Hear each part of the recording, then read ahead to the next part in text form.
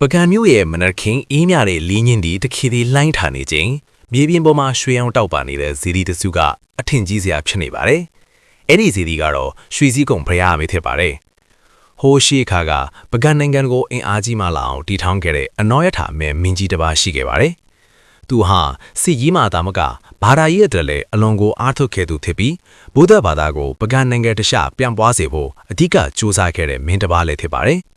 ဒီနေ့မှာတော့မင်းကြီးဟာဗုဒ္ဓ၏တန်ရှင်သောတတ်တော်များကိုရယူနိုင်ခဲ့ပြီးအဲ့ဒီတတ်တော်တွေကိုလူတွေကကိုးကွယ်လိုက်အောင်ထိမ့်သိမ်းထားဖို့ဇီဒီတစုတိဆောက်ရန်ဆုံးဖြတ်လိုက်ပါတယ်။ဒါပေမဲ့ဇီဒီကိုဘယ်နေရာမှာတီးရမလဲဆိုတာကိုစဉ်းစားမရခဲ့ပါဘူး။အဲ့ဒီအချိန်မှာမင်းကြီးကစင်ဖြူတကောင်ကိုယုံထီပြီးအဲ့ဒီစင်ဖြူရဲ့လမ်းကြောင်းကိုလိုက်ဖို့ဆုံးဖြတ်လိုက်ပါတယ်။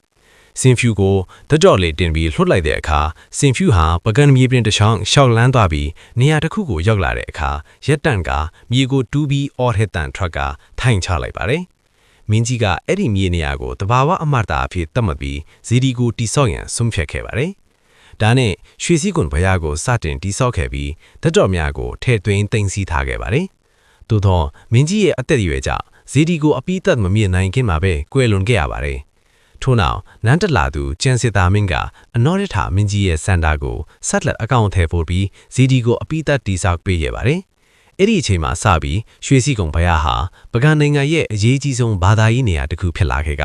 လူတွေကအဲ့ဒီနေရာကိုတွားရောက်ပြီးဆူတောင်းကြပူဇော်ကြတရားနာကြတဲ့နေရာတစ်ခုဖြစ်လာခဲ့ပါတယ်။တညာကြီးအရာစုဟိဒီဘုရားထဲမှာဗုဒ္ဓ၏အရေးကြီးတဲ့တတ်တော်များဖြစ်တဲ့သွားတော်လက်ဝတ်တော်အယောတော်အစရှိတဲ့တန်ရှင်းသောအရာများကိုထည့်သွင်းထားတယ်လို့ယုံကြည်ကြပြီးအဲ့ဒီအကြောင်းပဲဖះဟာတကိုးကြီးတဲ့ဇေဒီတစုအဖြစ်လူတွေရဲ့ယုံကြည်မှုထဲမှာရက်တည်နေသေးပါတယ်။ညအချိန်မှာရွှေစည်းကုံဖះကိုကြီးလိုက်ရင်ရွှေရောင်အလင်းတိုင်းတွေတောက်ပနေပြီးမနက်ခင်းမှာတော့နေရောင်ကြီးတွေဖះဘော်ကိုကြားရောက်လာတဲ့အခါရွှေရောင်တောက်ပမှုကမြေတလျှောက်ပြန့်နှံ့သွားပြီးလူတွေရဲ့စိတ်ထဲကိုတော့အေးချမ်းမှုတစ်ခုပြီးနိုင်ပါတယ်။